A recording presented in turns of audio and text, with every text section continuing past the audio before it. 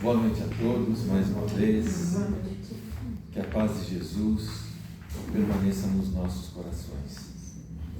É uma alegria muito grande sempre estar nessa casa tão querida. E eu queria agradecer a diretoria e todos os trabalhadores dessa querida casa, o Centro Espírita Chico Xavier, pelo convite, pela oportunidade de nos reunirmos em torno do Evangelho e conversarmos um pouquinho sobre Jesus. Como o Chico dizia, né, que todos nós, quando nos reunimos em torno do Evangelho, é porque estamos sentindo saudades de Jesus, né? Então, era uma manhã fria, gelada, céu nublado, uma garoinha, em Paris, por volta de 1860. E Kardec começava o seu dia de trabalho, entrou no seu escritório, no seu gabinete. Kardec que ia dormir de madrugada, porque trabalhava de madrugada e levantava cedinho, né, para iniciar os seus trabalhos. E naquele dia, Kardec estava um tanto quanto introspectivo, de uma certa forma, um pouco apreensivo com o momento difícil em que ele enfrentava. Os adversários do Espiritismo eram muitos, cruéis e implacáveis. Já havia sido feita a queima dos livros dos Espíritos lá na Espanha, né, toda a perseguição, os seus detratores espalhando calúnias sobre Kardec, sobre a doutrina espírita. Além disso, o trabalho era muito grande, o volume de cartas para ele responder, as dificuldades financeiras, enfim, era um momento de muita turbulência, de muita dificuldade. E Kardec, então, um pouco introspectivo, sentindo, não um desânimo, mas um certo impacto na alma. E nesse instante entra no seu gabinete, no seu escritório, a sua esposa Amélie, com as correspondências do dia. E ele pega as correspondências e logo de início lhe chama a atenção um envelope volumoso. Ele toca, percebe que é um livro. E ele abre, é uma edição do Livro dos Espíritos, uma capa dura, luxuosa, com as letras douradas e um bilhete. Senhor Allan Kardec, um fraterno abraço. Quero lhe agradecer pelo seu trabalho de esclarecimento da humanidade. Saiba, tenho profundas razões para esse agradecimento. Então, lhe envio este livro e junto dele a sua história. Eu, quando jovem, me apaixonei pelaquela companheira que era a alma da minha vida.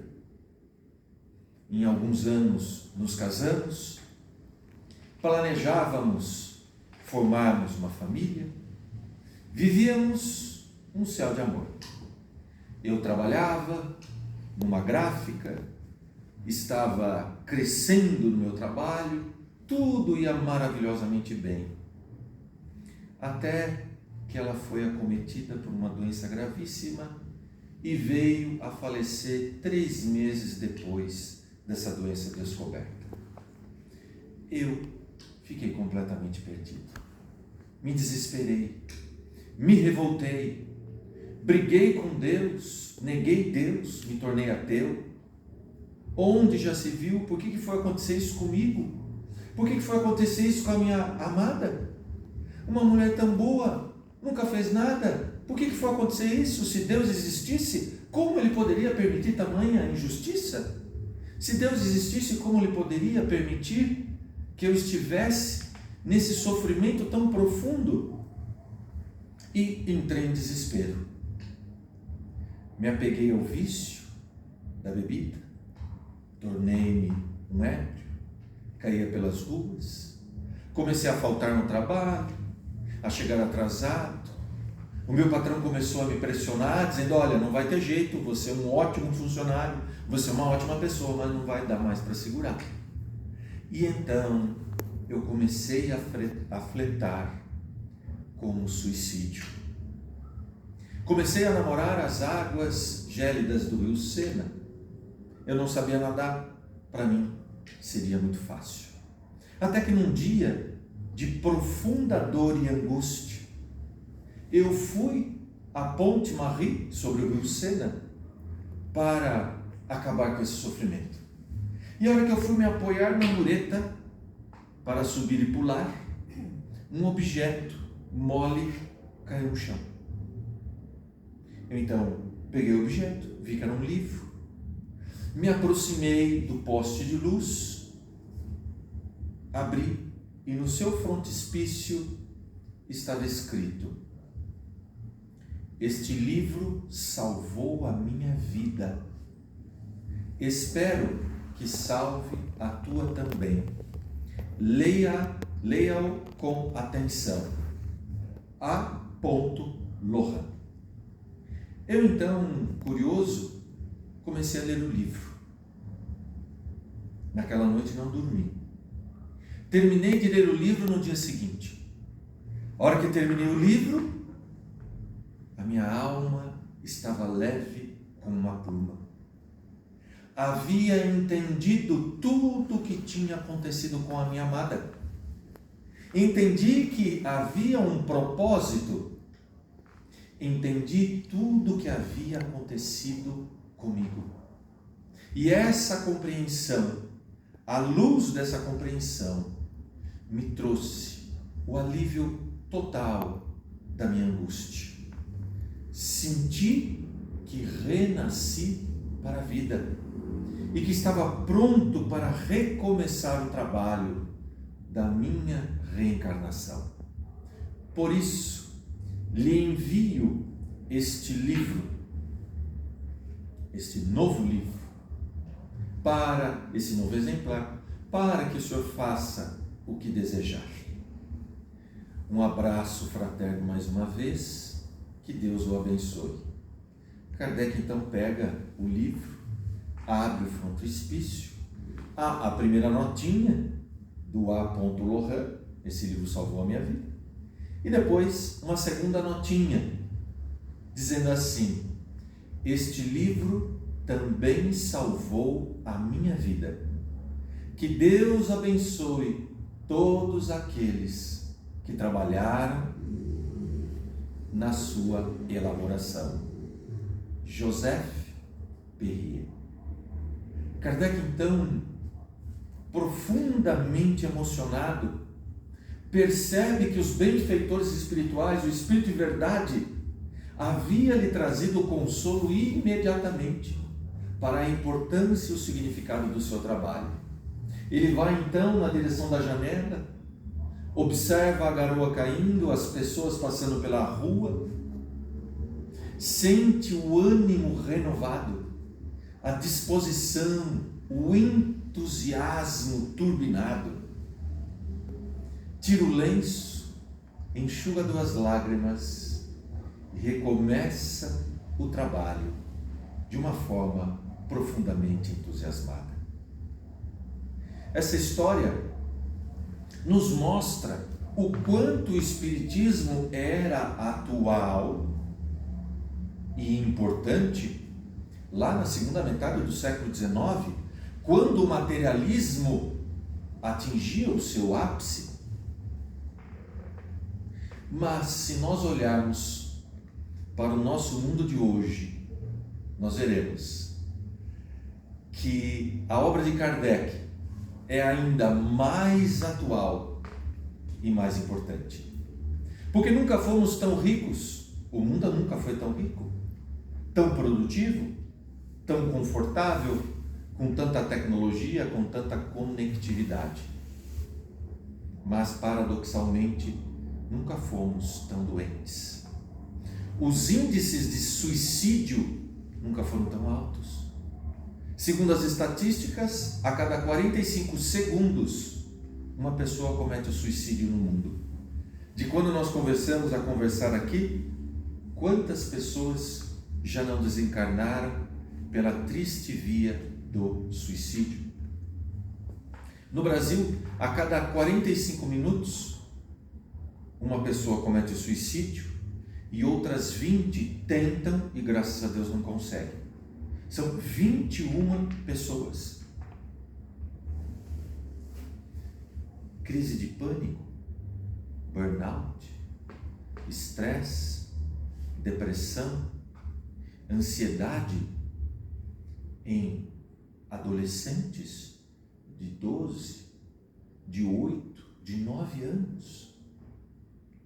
Então, a Organização Mundial de Saúde colocou que esse século seria o século da saúde mental.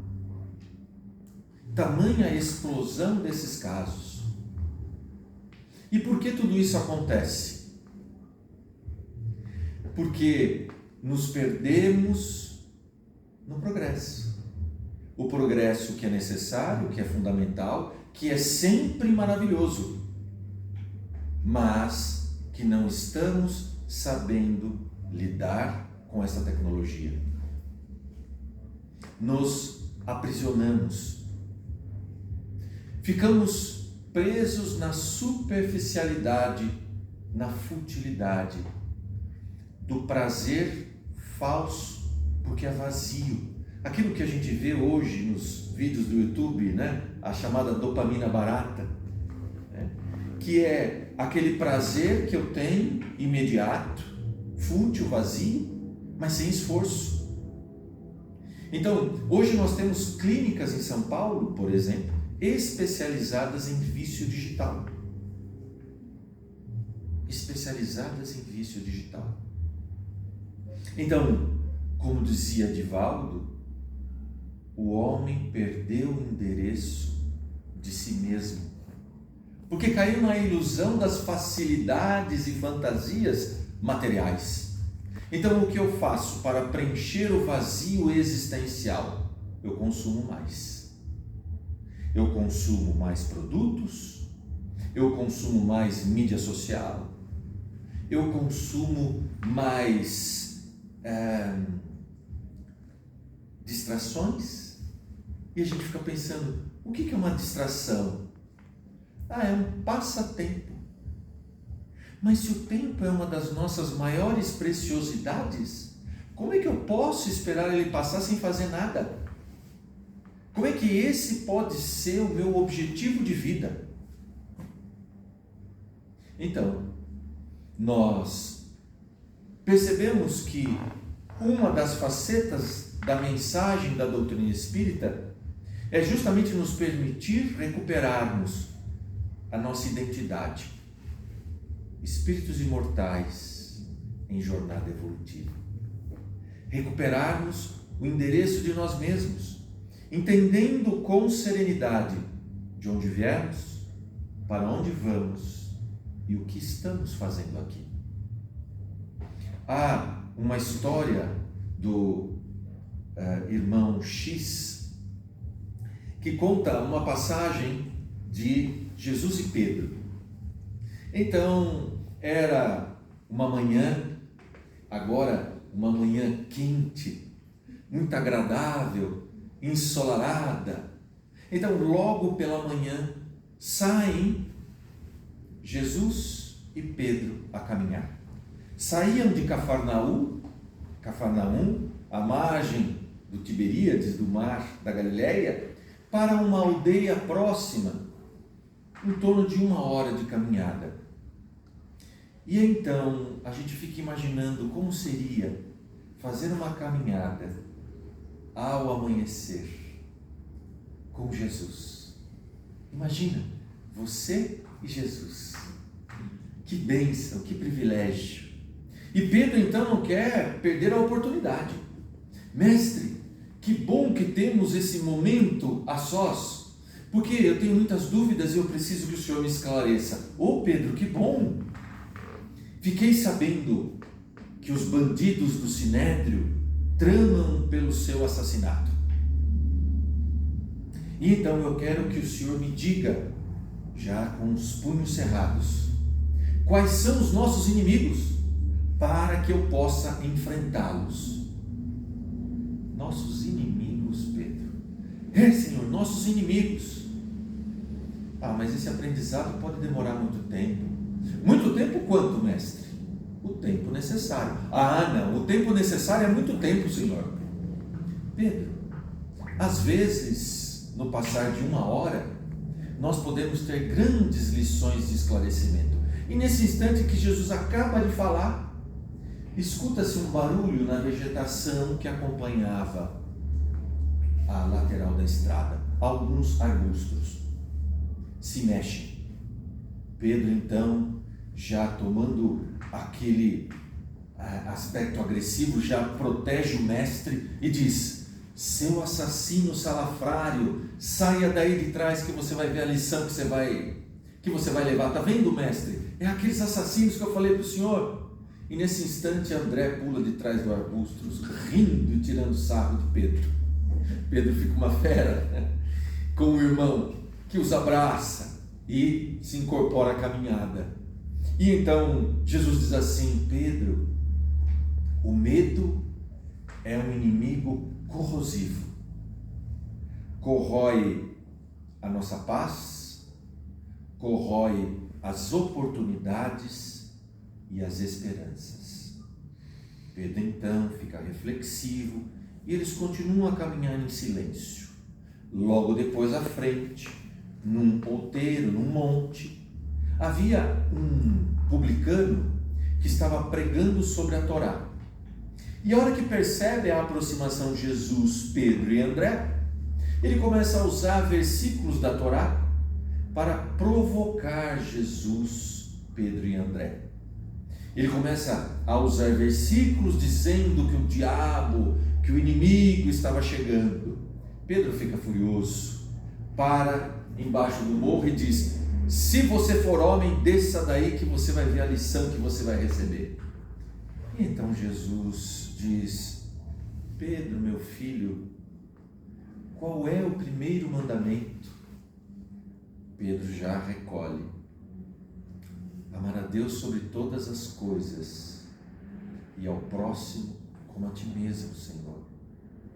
Pedro, a cólera é um inimigo destruidor, porque destrói tudo que está ao seu redor.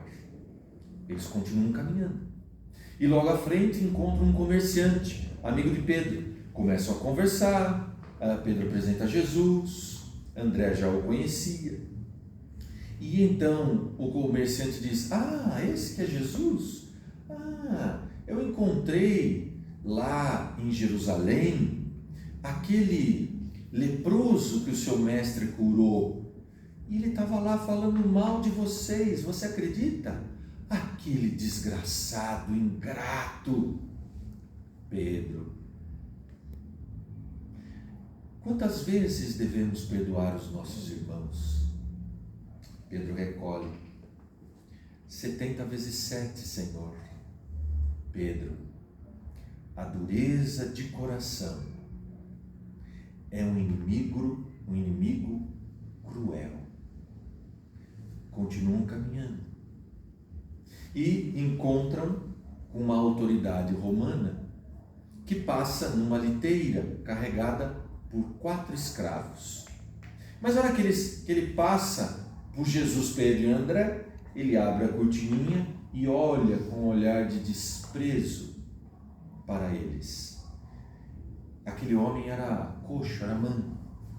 Então Pedro diz assim: como eu queria ter o poder de cura para curar esse salafrário, só para que ele tivesse que se dobrar de joelhos ao Evangelho.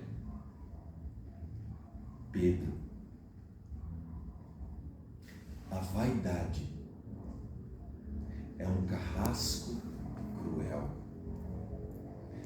E eles continuam e chegam no vilarejo, quando alguns companheiros da Boa Nova os esperavam. Começam a conversar.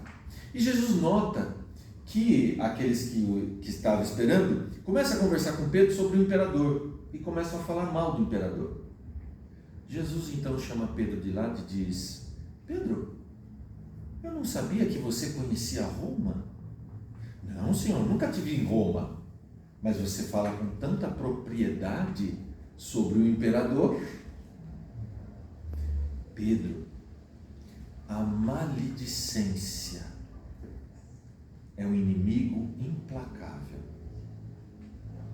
porque destrói todas as relações e nos cega para a verdade do mundo.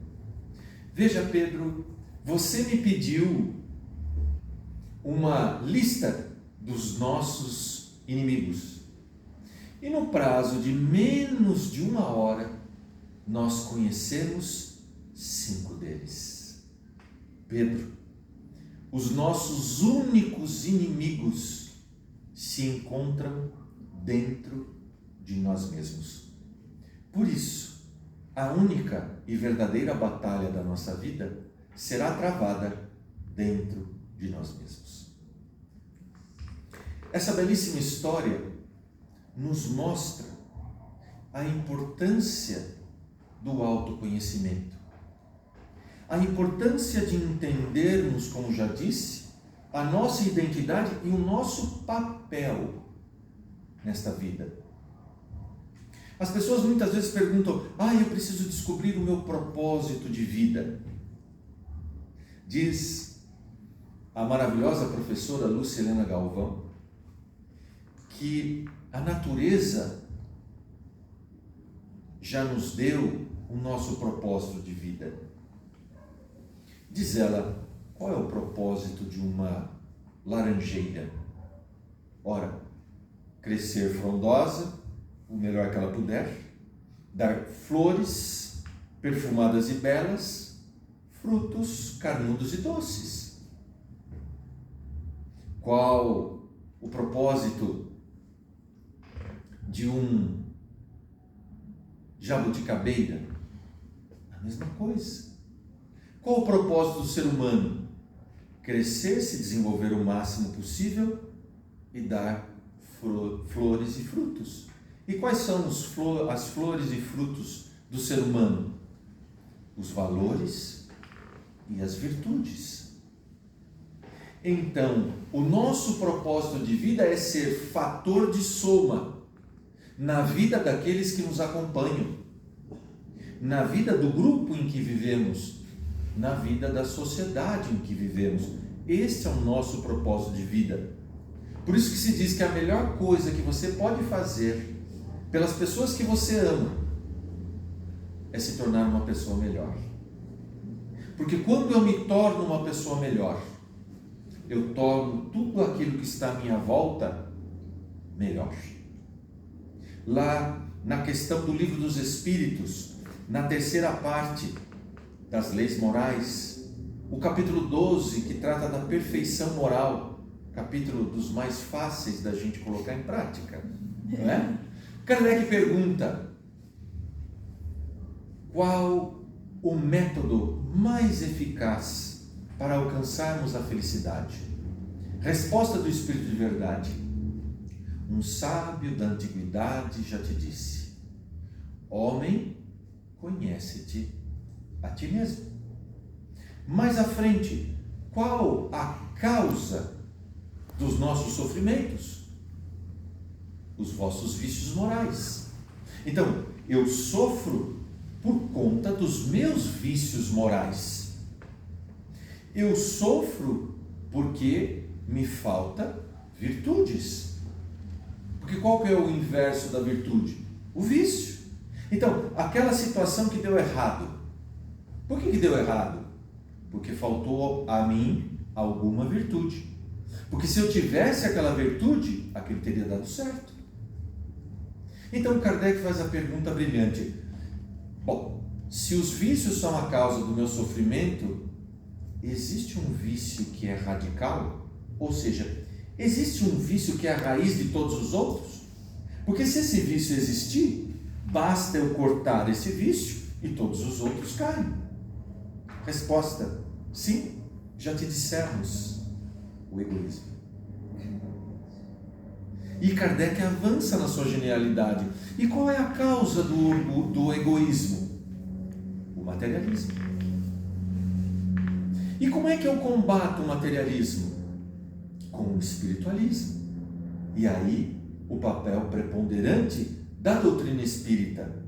Porque de todas as doutrinas espiritualistas, é a única que nos detalha como será do lado de lá. É a única que nos detalha quais são as leis que regem a nossa vida. Então, a doutrina espírita nos traz inúmeras ferramentas, estão todas lá expostas nos livros dos Espíritos, e depois na sua continuidade, Livro dos Médiuns, Evangelho, Céu e Inferno, a Gênese, Obras Póstumas e Revista Espírita. Eu gostaria aqui de conversar com vocês sobre 3 ferramentas. A primeira delas, conta-se que um grupo de pescadores estava a pescar. O mar estava tranquilo e eles pescando. Um deles dormia no barco. De repente, o tempo virou uma tempestade tenebrosa. As ondas jogavam o barco de um lado para o outro. E aqueles pescadores tiveram a certeza de que aquele momento era o momento da morte. A morte havia chegado. Eles então vão acordar o seu mestre desesperados. O seu mestre acorda de um sono profundo, sereno, se levanta e pergunta: por que temeis, homens de pouca fé? Até quando terei que estar convosco? E nesse instante ele se volta para a tempestade e diz: aquieta-te e fica em paz. E as águas se acalmaram a tal ponto de virarem um verdadeiro espelho. As nuvens se abriram e o sol ensolarado iluminou o rosto e a alma daqueles pescadores que se perguntavam: quem é este homem que conversa com a tempestade e ela o atende? Normalmente, quando nós analisamos essa história, nós analisamos apenas um dos inúmeros aspectos que ela possui, o aspecto da fé. Mas há um aspecto anterior a esse: o domínio das nossas emoções. O que aconteceu com os pescadores diante da dificuldade? Deixaram que as suas emoções tomassem conta. O medo, a angústia, o pavor, o desespero, o pânico. E o mestre, como estava? Tão sereno que dormia. Quando ele é despertado, ele olha para aqueles que estavam em desespero e pergunta: por que vocês se deixaram dominar pelas circunstâncias? Se vocês têm consciência que vocês são filhos de Deus, o Pai Eterno, aquele que comanda tudo, que nenhuma árvore cai, nenhuma folha cai da árvore sem a sua ordem. Se vocês são filhos de Deus, se vocês têm fé, medo do quê? Onde há medo, não há fé. Onde há fé, não há medo. Não tem como eu ter fé e ter medo. E de onde vinha essa fé? Deste equilíbrio emocional. Sêneca dizia: o homem que domina o seu mundo interior domina o seu mundo exterior. Nós caímos não pelas circunstâncias do mundo exterior. Nós caímos pelas circunstâncias do nosso mundo interior, dos nossos processos interiores. Essa é uma das lições mais profundas que Jesus nos dá nessa passagem. termos o domínio do nosso mundo interior. Não é o que entra pela boca, mas é o que sai que faz o mal ao homem. Ou seja, aquilo que eu permito que germine dentro de mim. As sementes da perturbação, as sementes da cólera, as sementes da maldade, do medo, da insegurança. Então, através do autoconhecimento, nós identificaremos essas emoções, identificaremos os pensamentos que estão por trás dessas emoções, que alimentam essas emoções, que são os pensamentos ligados ao materialismo, ligados às referências materiais que temos, que nos afasta da nossa condição de espíritos imortais em jornada evolutiva. Então, a primeira ferramenta que a doutrina espírita, aliás, a primeira que nós estamos separando aqui das três, o autoconhecimento, o domínio das nossas emoções, dos nossos sentimentos e dos nossos pensamentos. Os filósofos estoicos diziam que nós precisávamos separar as coisas que estão nas nossas mãos das coisas que não estão nas nossas mãos. As coisas que não estão nas nossas mãos, nós não podemos fazer nada. Apenas nos resignar, confiando nas leis da natureza, que elas sempre trarão aquilo que é o melhor para mim. E as coisas que estão nas minhas mãos, essas eu tenho pleno poder. Diziam os estoicos, por que nós nos atrapalhamos? Porque nós queremos cuidar das coisas que não estão nas nossas mãos e deixamos de cuidar das coisas que estão nas nossas mãos. Portanto, a confiança, a serenidade, a fortaleza de um espírita não está no fato dele acreditar que nada de desafiador vai acontecer para ele. Porque isso é uma fantasia. Nós estamos encarnados para quê, gente? Para enfrentar desafios, porque senão a gente não cresce.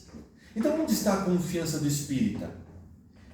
Que não importa o desafio que vier, eu vou dar conta, porque Deus está comigo. Porque eu sou filho do Pai Altíssimo. Porque os meus benfeitores espirituais, o meu anjo da guarda estão comigo. Então, aconteça o que acontecer, eu vencerei, eu darei conta. O Senhor é o meu pastor e tudo me proverá. Mesmo que eu atravesse o vale das sombras da morte, nenhum mal me sucederá. No Evangelho apócrifo de Tomé, Jesus afirma: se te disserem que o reino dos céus, se te disserem que o reino de Deus está nos céus, então os pássaros chegarão antes de vocês. Se te disserem que o reino de Deus está no fundo do mar, então os peixes chegarão antes de vocês. Em verdade vos digo que o reino de Deus está dentro e fora de vocês. E quando vocês reconhecerem essa verdade, se reconhecerão filhos do Pai Altíssimo. Mas se vocês não reconhecerem essa verdade, que somos filhos do Pai Altíssimo, vocês estarão na miséria e serão a miséria. Não é a miséria material que Jesus está falando, é a miséria espiritual. Porque quando nós nos esquecemos, que somos filhos de Deus. Kardec pergunta, se Deus é tão grandioso e importante, ele tem muitos intermediários entre Ele e nós? Como funciona a providência divina? Qual foi a resposta do Espírito de verdade? Nada é demasiado pequeno para Deus. Portanto, Ele cuida diretamente de cada um de vós. Porque senão, Ele não seria Deus. Então, através do autoconhecimento, nos reconheceremos Filho do Pai Eterno, espíritos imortais em jornada evolutiva. Nos reconheceremos como abençoados pela providência divina, pelo nosso anjo da guarda, pelos nossos benfeitores espirituais, por Deus nosso Pai, que vela por nós através do idioma das circunstâncias. Mas, se a primeira ferramenta é o autoconhecimento e o domínio sobre as nossas emoções, sentimentos e pensamentos, a segunda ferramenta é justamente a fé. E ela pode ser exemplificada na continuação dessa história do lago, porque há uma continuação. Alguns meses depois, Jesus e alguns apóstolos foram a uma cidade que ficava do outro lado do Mar da Galileia, que na verdade é um lago de água doce, formado pelo Rio Jordão. Então, do outro lado do Mar da Galileia, em frente a Cafarnaum, outro vilarejo, Jesus estava lá fazendo a sua exposição. E quando começou a cair a noite, estava ali o entardecer, Pedro chegou e falou: Jesus, muito interessante, algumas passagens do Pedro, que ele deixa muito claro que ele é nós, porque imagina ele dando bronca em Jesus, ele dando orientação para Jesus: Jesus, já está escurecendo, nós temos que atravessar o mar, você precisa liquidar o assunto aí. Calma, Pedro, vamos atender os nossos irmãos. E assim vai. O Evangelho diz, pela descrição ali, a forma que eles usavam na época, que a coisa já estava tipo 8, 9 horas da noite, que para aquela cultura era algo muito tarde. E a preocupação de Pedro, como é que eles iam atravessar o mar à noite? Então, Jesus acaba de atender o último irmão e diz assim para os apóstolos: olha, vocês podem ir indo que eu já vou. Eu vou antes orar ao Pai. Pensem comigo. Se eles estivessem chegado até aquela cidade por uma estrada caminhando a pé, tudo bem Jesus dizer: pode ir indo que eu já te alcanço. Mas estavam de barco. Estavam no mar. Como assim você já nos alcança? Mas aí eles falaram: o mestre, não vamos perguntar, porque a gente não vai dar conta. Entraram no barquinho e foram. E Jesus subiu o montinho. Aí eles estão no meio ali do mar. Como sempre, são os nossos desafios. Porque mar calmo não faz capitão. Os grandes navegadores devem a sua reputação às grandes tempestades. Então, justamente a hora que eles estão no meio do mar da Galileia, as ondas começam a se agitar. Eles começam a ficar desesperados: meu Deus, tudo de novo, e agora o mestre não está conosco. Como é que nós vamos fazer se isso aqui virar? E então, para piorar a situação, eles avistam um fantasma que vem sobre as águas. E aí então, em desespero alguns, Pedro vai para a ponta do barco e diz: alto lá, quem vem aí? E o fantasma responde: Pedro, sou eu, Jesus. Se é você, então me faz ir até aí. E então Jesus estende as mãos e diz: então venha, Pedro, meu filho. E o Pedro sai do barco. E o Pedro começa a andar, se aproximando. Quando ele está chegando perto de Jesus, ele fala: meu Deus, mas e essas ondas? Como é que eu estou conseguindo fazer isso? Ele afunda. E nisso Jesus o puxa. Quando nós estamos diante do mar tempestuoso, os desafios da nossa vida, mas o nosso foco está em Deus, a gente enfrenta qualquer coisa. Mas a hora que nós tiramos o foco de Deus e colocamos o foco no problema, nós afundamos. Porque nós nos desconectamos do Pai.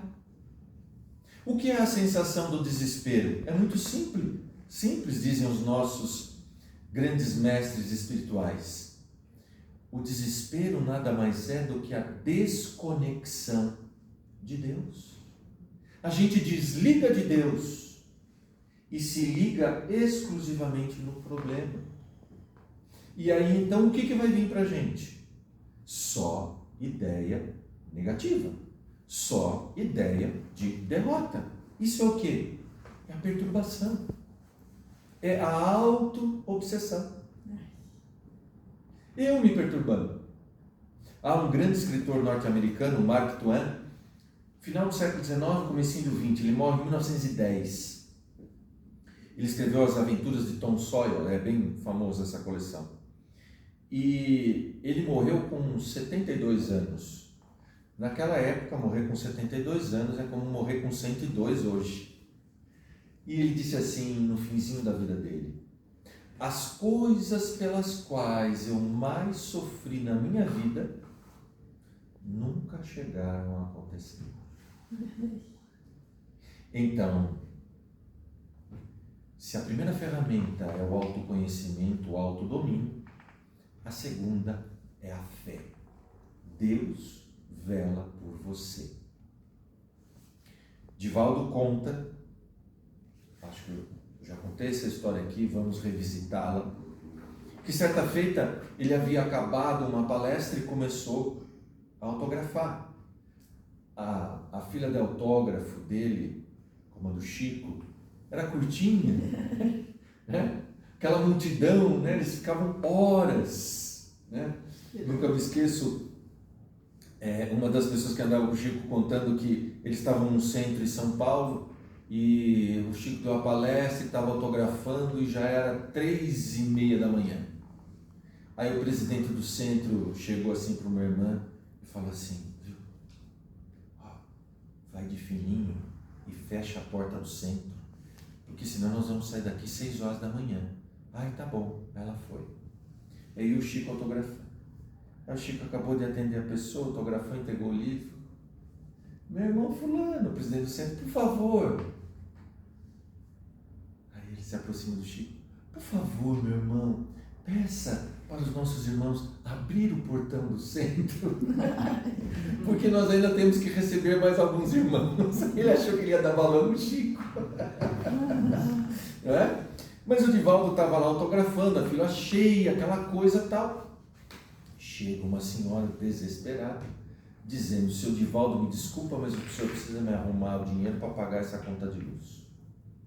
O Divaldo contando uma comédia, ele diz que então o dragão se levantou para sair de dentro dele e falou: agora eu vou colocar essa mulher no lugar dela. Onde já se viu desrespeito primeiro com todas as pessoas da fila e depois achar que eu sou banco, que eu tenho obrigação de pagar a conta dela. E no que ele vai falar, a Joana aparece para ele.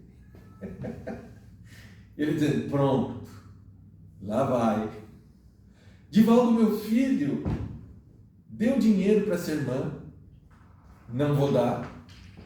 Deu dinheiro, meu filho. Não, minha irmã, não vou dar, não está certo, está errado. Deu dinheiro, meu filho. Aí ele falou: agora eu vou apelar. A senhora sabe que eu não tenho dinheiro. A senhora quer revistar meus bolsos? Então, não posso dar dinheiro para ela.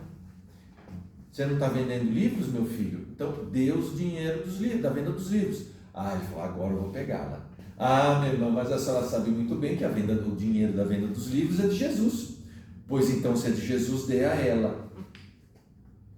Meu filho, esta irmã é viúva, tem 4 filhinhos.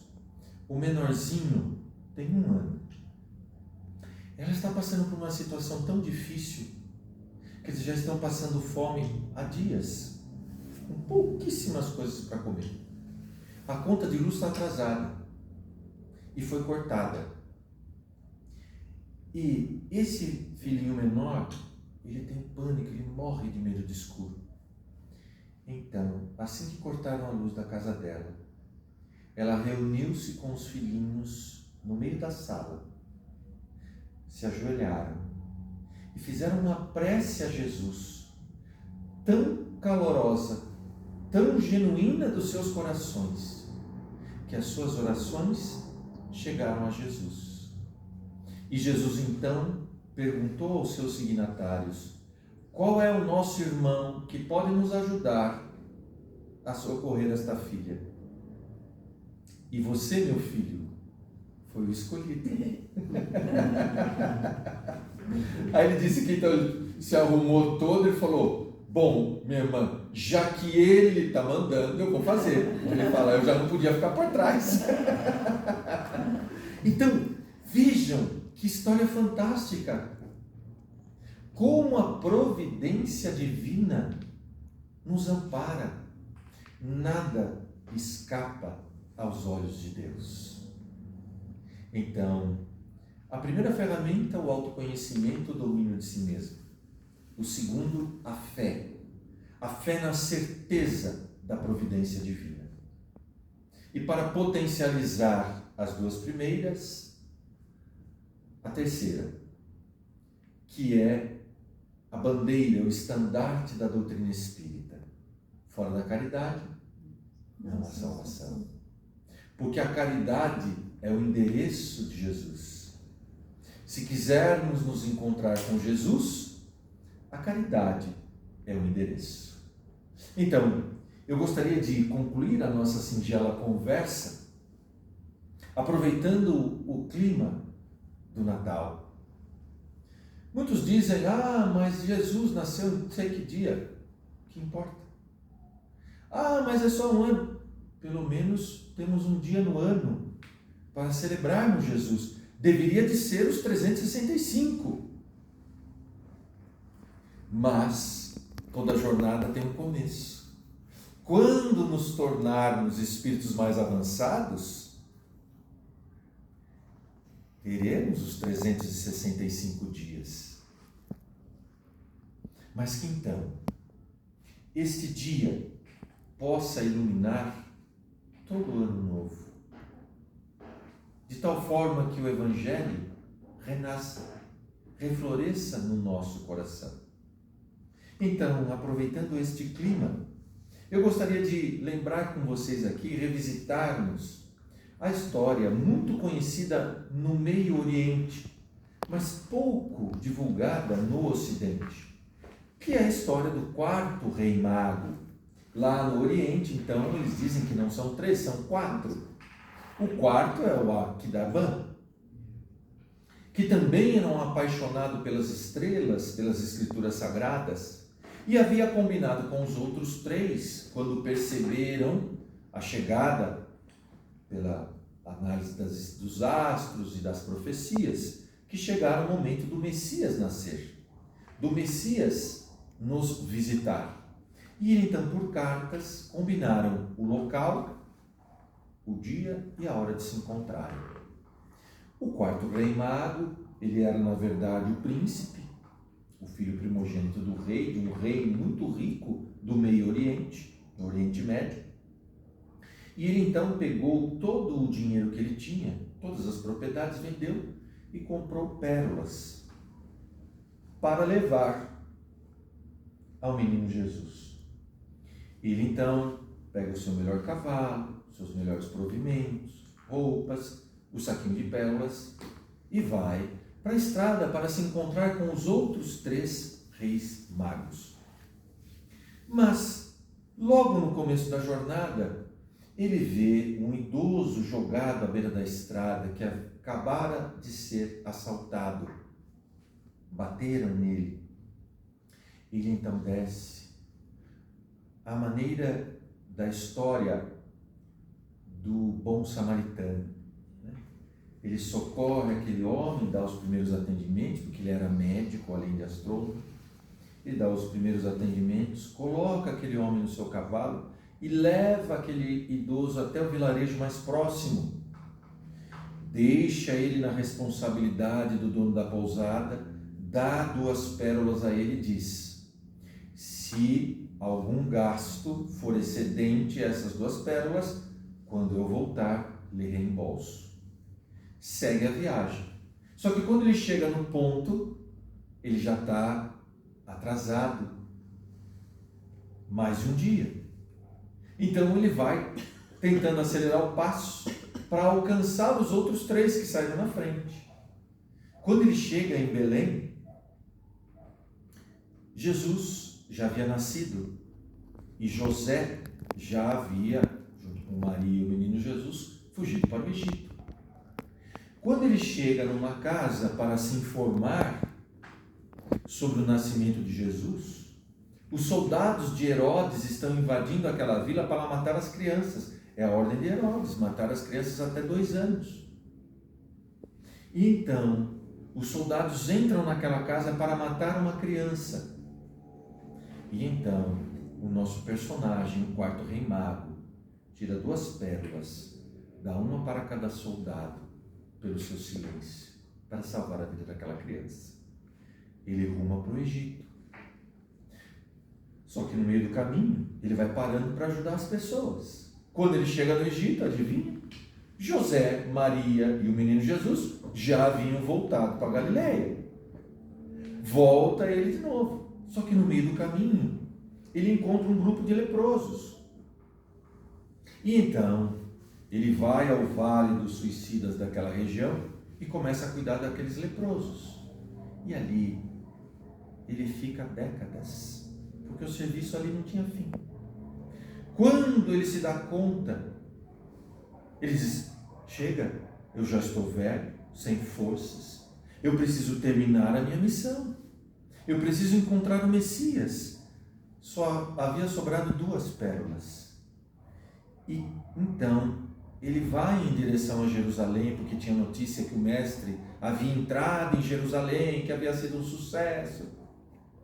Quando ele chega em Jerusalém, é o dia seguinte à crucificação. E no que aquele impacto da notícia, ele vê uma confusão.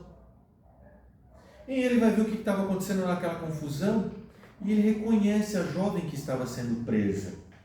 O pai era um comerciante da sua região, cometeu o suicídio porque não deu conta das dívidas, e os credores queriam levar a sua filha como escrava para bater uma parte da dívida. O quarto rei mago, então, entrega as 2 pérolas aos algozes daquela menina e a liberta. Volta para sua pousada, entra no seu quarto e começa a orar a Deus, pedindo perdão por em 33 anos não ter conseguido alcançar o Messias. Nesse instante, ele nota um clarão que entra pela porta. Esse clarão de luz toma forma humana.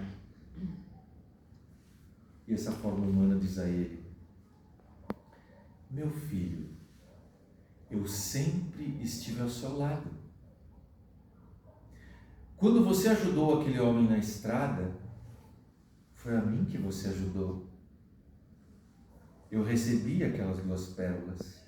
Quando você salvou a vida daquela criança, quando você amparou aqueles doentes, quando você salvou a vida dessa menina, foi a mim que você entregou aquelas pérolas. Você, sem saber, foi um dos meus discípulos mais próximos, porque você exercitou o amor ao próximo através da caridade. Por isso, eu fiz questão pessoalmente de vir buscar a tua alma para que me acompanhe. Essa belíssima história tem riquíssimos ensinamentos. Eu gostaria de destacar um aqui: o espírito do Natal. O espírito do Natal é encher o nosso coração com as pérolas da caridade, para que no próximo ano nós nos sintamos renovados, fortalecidos pela esperança do Evangelho, para termos forças para, através do trabalho interior, nos tornarmos pessoas melhores, através do equilíbrio das nossas emoções, do autoconhecimento, da fé e da caridade. Assim, meus irmãos, que nesse Natal, que nesse encerramento de ciclo 2025 e início do próximo ciclo 2026, Deus, nosso Pai, nos proteja e nos guarde na palma da sua mão. Que consigamos caminhar junto, ao lado do Cristo, porque Ele sempre está ao nosso lado. Que nós consigamos também nos mantermos ao lado dele. E que a paz doce de Jesus, doce e inspiradora de Jesus, preencha os nossos corações, fazendo com que o seu Evangelho floresça dentro de nós, nos traga a força, a alegria e a esperança, para fazer de 2026 o ano da nossa transformação na direção do Evangelho. Um abraço carinhoso a todos e muito obrigado pela oportunidade dessa conversa fraterna. Obrigado, gente.